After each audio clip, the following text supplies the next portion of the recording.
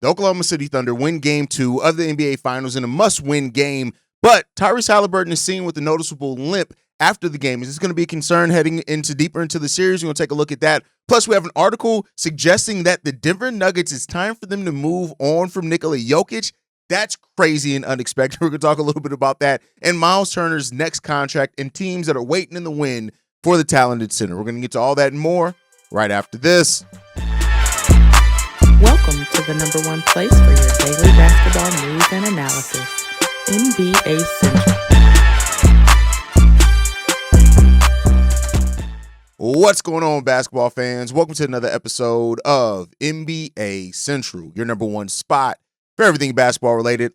I'm the host, Derek Hayes, but more importantly, you guys can follow the channel at NBA Central Pod on every social media platform we happen to be on. With that said, let's go and get into this content for today, y'all. The Oklahoma City Thunder win Game 2 of the NBA Finals, 123-107. This was a game that the Thunder really understood exactly the desperation that was needed. By any means necessary, they could not afford go down 0-2 to the Indiana Pacers in that game. And this was a game where, listen, the Thunder won every single quarter of this game except the fourth quarter. And even then, it seemed like they were definitely trying to win that quarter as well. The Thunder played with so much. It was almost like having a 20-point lead. They were still the team playing with desperation because they understood how important it was and how needed it was for them to win this game. The Thunder shot much better from the field, 48.8% from the field, 38% from three, much better than the shooting nights that they had in Game 1.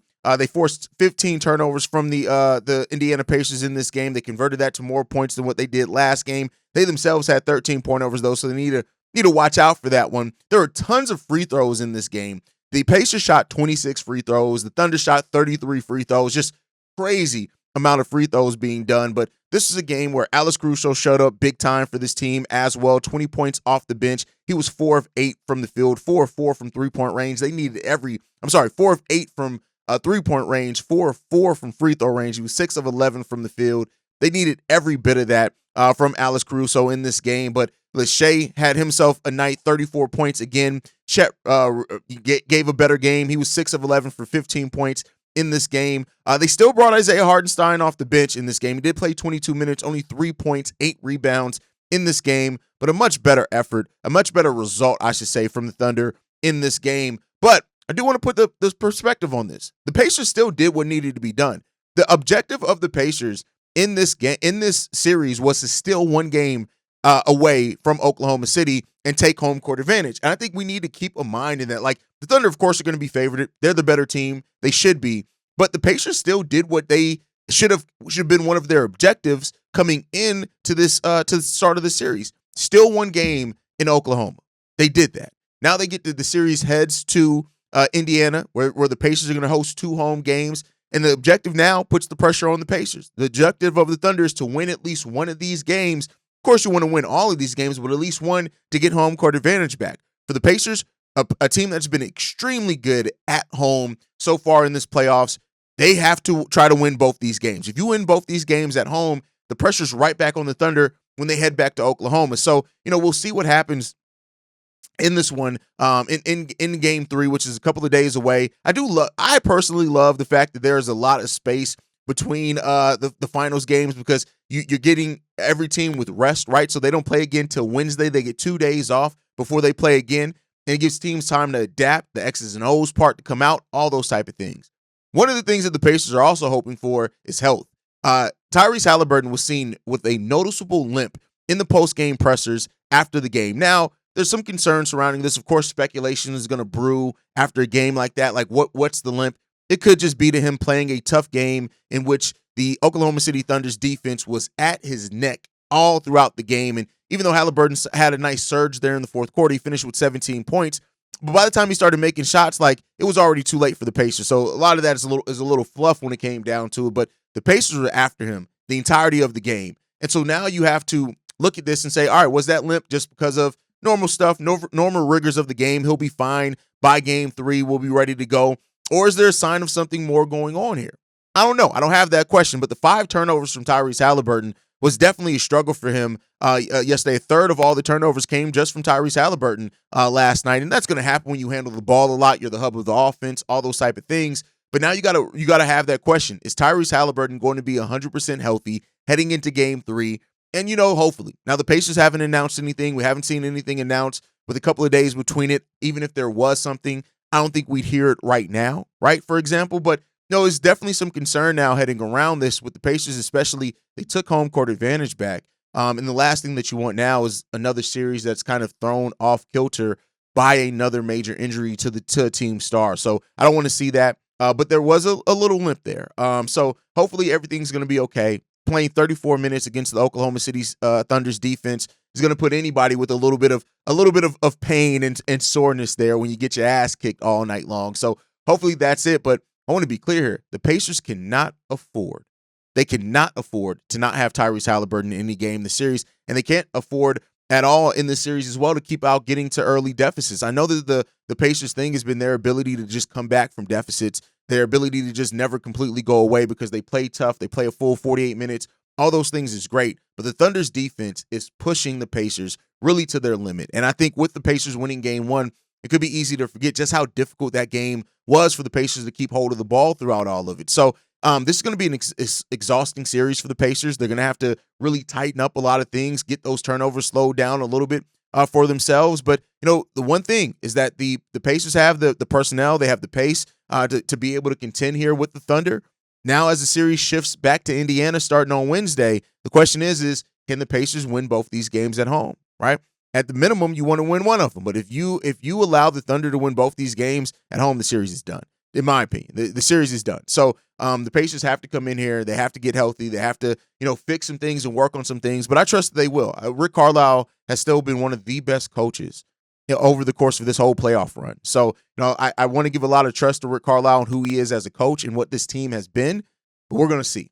But with that said, let's move on to talk about another team. According to sources, is that the Boston Celtics are prepared to move Jrue Holiday. This does come from Jake Fisher of the Stein Line that does say this, is that the Celtics have already taken advanced trade talks.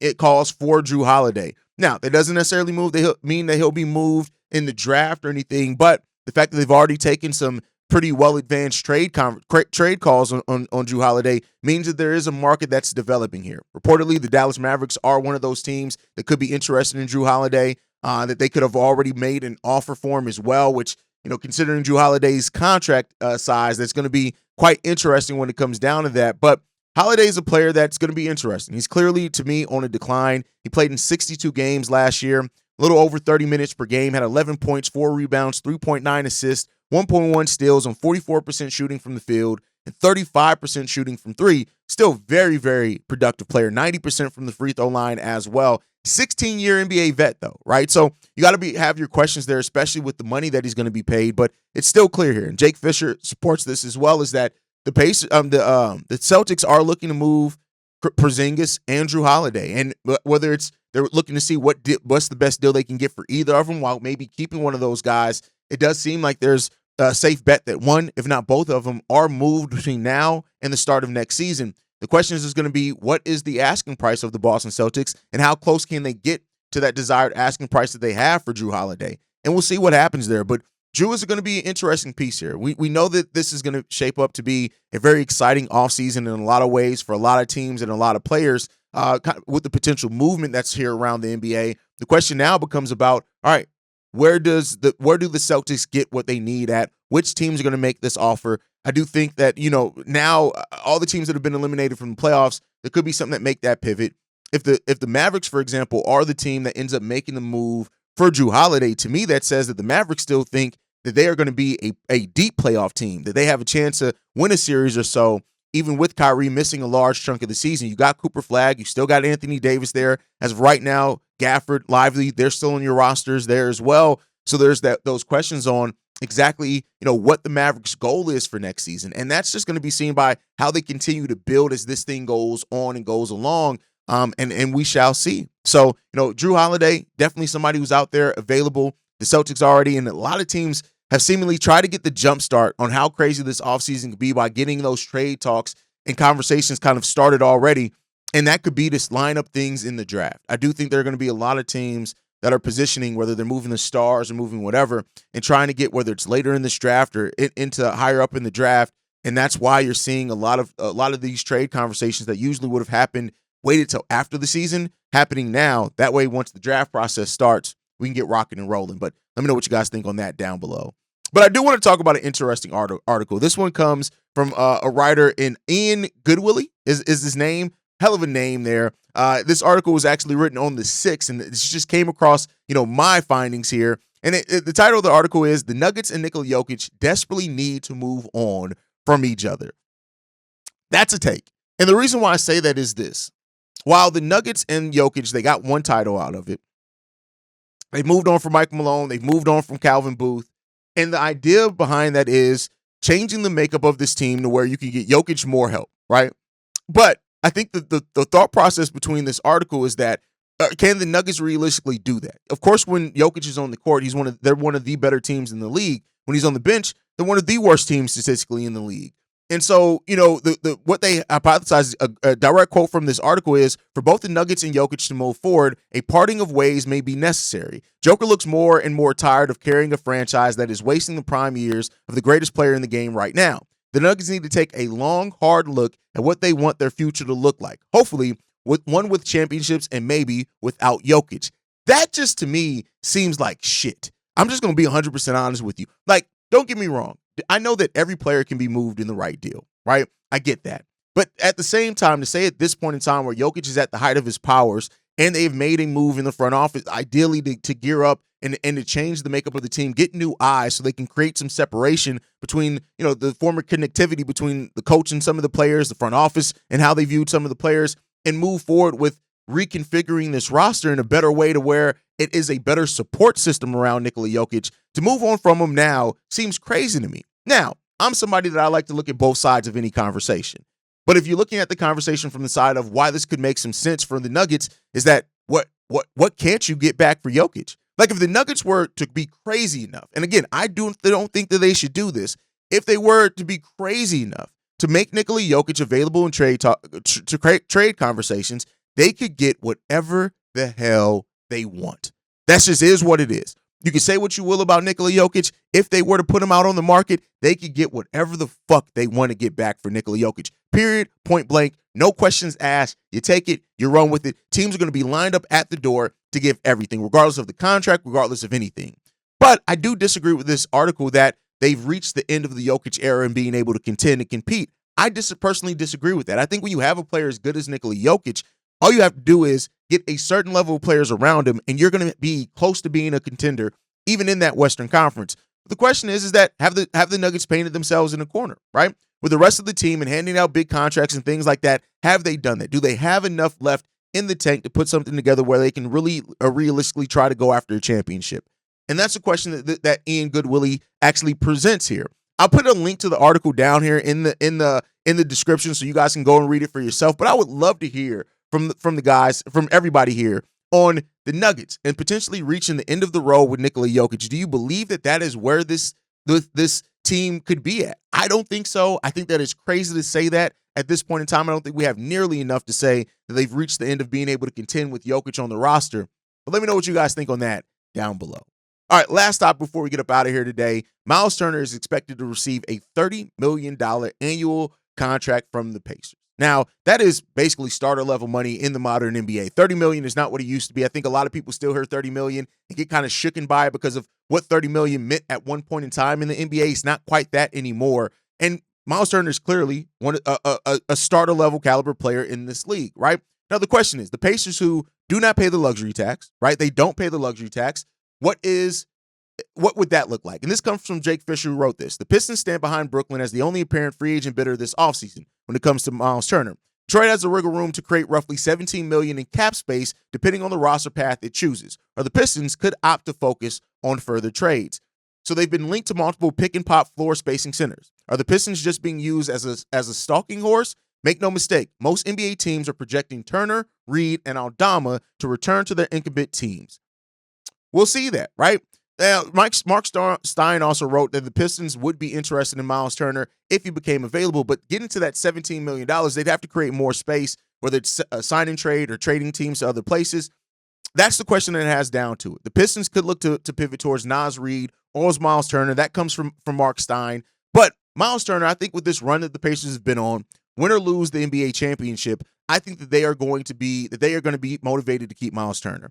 There's a video before even the NBA Finals started yesterday that the Pacers are willing to become. I think it would be the first time that they've paid the luxury tax in the franchise's history to retain Myles Turner. And you do want to keep that. When you have players, especially with the run that the Pacers have been on, you want to try to keep that together, right?